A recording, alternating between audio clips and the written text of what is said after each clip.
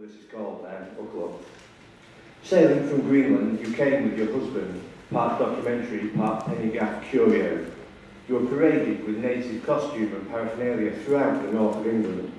Onlookers will pay a shilling each to witness the exotic travellers from the Cumberland Straits. Before you left, they cast your heads in plaster as a memento for the people of Hull and gave gifts for your return. But you never reached Nyatlik, being burned up by the fever, leaving only your blood to the museum's brass cases, immune so to too any low to accidents. examine the wreck, but maybe if we did, you know what we'd find, your sabotage on your own ship. I thought we were airtight, I thought we were good, but the darkness has a way of creeping in, and it snuck its way in on us, but maybe I knew it was there before you, because maybe I opened the door. Maybe I opened the door from too long and it snuck on in with air, or maybe I opened it wide just for it. And maybe you were only picking at the surface and caused us to sink through carelessness, or maybe you stabbed our arm. This straight road, homeless road you stray from boundary to the heart of my city. Your edges still marked by those cream telephone boxes. You pass over a living vein, filled with strain, where fresh water mixes with Bryan.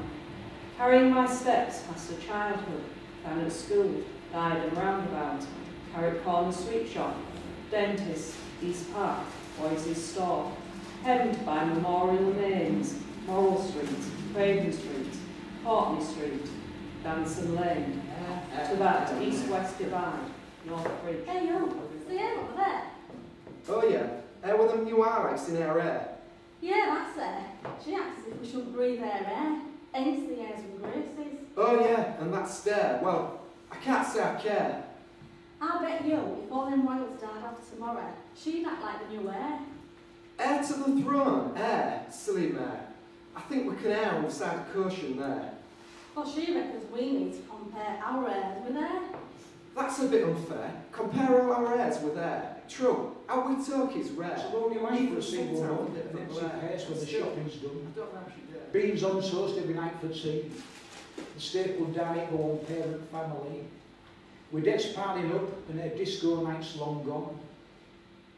But still, her baby sleeps soundly on, and she's beautiful and clean. It's a pity the father's nowhere to be seen. A pile of brown envelopes stacked behind the clock.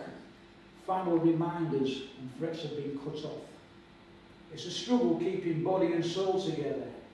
A young girl alone at the end of the tether. She feels all the sneers and condescending glares. Life is so lonely when nobody cares. So look beyond your bigoted views on preconceived ideas. She's a young girl bringing up a baby all alone, and she'll be doing it for years and years. No one questions where the father has gone. No responsibility taken. No father and then his plane was in flight. They came along all this road firing bullets at us all.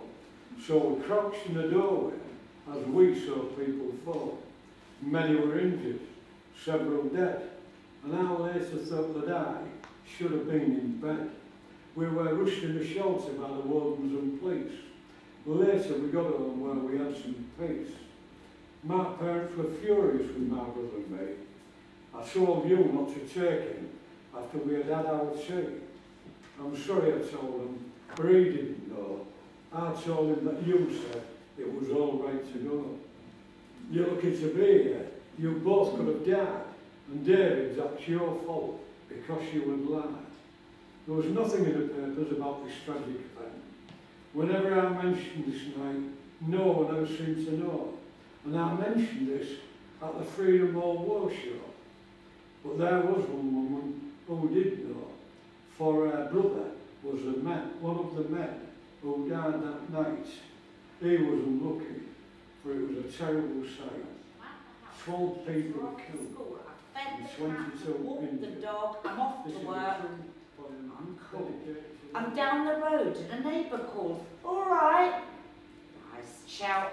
Fine. Yes, fine, I say in a positive way. And then belt for the bus in time. Fine, as in fabulous, fantastic, full of fun. I, as interesting, intelligent, in charge of all I've done. N as in knowledgeable, necessary, not negligent of needs. He has an easy-going, empathetic, energetic writing screeds. Yesterday, my fine melancholy spotlight sorted. Picked on me above the others. Today, Could do better, his refrain. He marked my efforts with disdain. He berated me without respite. He left me feeling full of spite. I thought of ways to get him back. I wished that he would get the sack. I pinched the saddle off his bike and thought his morning tea to spike. But as the years have passed, I find the value of an educated mind is a virtue of the first degree, a learned mind to set you free. I bumped into him the other day in checkout queue, for so to pay. Older, frail, well past his prime. Ravaged by the march of time, I said, "Do you remember me, Thompson, 1983? He looked at me with piercing eye and said, "I do so," with a sigh. I knew what was inside of you, the potential in your mind to do. To bring it out, I did my best. You were above the rest. Could do better. She made bread butter pudding and baked tart, her rhubarb crumble was a work of art. She baked apple pies and lemon meringues. Just thinking of them now gives me hunger pangs. For our birthdays and special occasions, her sherry trifles were the sensations, and if that weren't enough to fill our bellies, she sprinkled coconut on strawberry jellies. At Christmas time, she was a master at preparing meals without disaster, and in the Christmas pudding she would mix lots of silver, threepenny bits. Yes, my mum knew how to put on a spread. She always kept us kids well fed, and those threepenny bits, I can't mind still. Suffering from a lash of no crisps, no individual delicate wisps of cheese and onion flavoured fried potato chips, no garlic and herb, no salt and vinegar, and no plain. No crunch, crunch, crunch, just can't hear over the munch, munch, munch of tooth on tooth, teeth in jaw, the rhythmic roar of the oral chainsaw. No lip-smacking lips and lip digits that dip, no irritating yet teasing bits that defy a wit and stick betwixt saliva-drenched gums and moistened tongue where tasters hum like timpani drums. No folding the packet in symmetrical facets and putting it down, twisting it round. No tying the fingers whilst the flavour still lingers. Oh, savoury flavour. A flavour to saviour. 24 pence is the cost of my saviour. But the face on the coin, a portrait of failure, is not in my hands. I know him only groans. Not in my pocket. Please take me home, as I keep my rifle to hand. We have no gain, I'm going insane, and the big push to be achieved. Now back in the trenches, we sit on benches and pray for our mates bereaved. Just a few made it back from this attack, but many friends are lost. 600 started, now 400 departed. Each and every one paid the cost. Through war or disease, life is taken with ease. From the firing step I wait, for Jerry to show as I keep my head low, and then he will meet his fate. Should I stand asleep or collapse in a heap, it's the firing squad for me.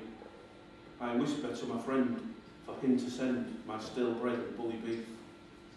But poor old Joe didn't stay low as a German sniper took aim and put a round in his head. Now my best pal's dead and I am the one to blame. The heavy guns pound as they desecrate the ground, lighting up the morning sky as the captain sits and applies his wits, for today we may die. It's now dawn, we're all tired and worn, fearing another day of slaughter. I take a knowing last sigh at a torn picture of my loving wife, son and daughter. Thank you.